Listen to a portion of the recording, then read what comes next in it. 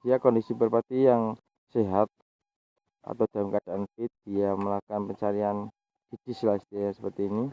Dua merpati basah ini dalam kondisi sehat. Di pagi hari lihat saja kondisi merpatinya dia atau tidak sehat. Kita garis kontrol setiap hari. Ini merpati saya ini siap semua, lihat saja. Nah, ini kalau merpatinya sehat seperti ini ya, dia pagi hari selalu didis istilahnya seperti ini. Itu cara menentukan merpati balap ini sehat atau tidak. Edisi kali ini salam merpati balap Indonesia.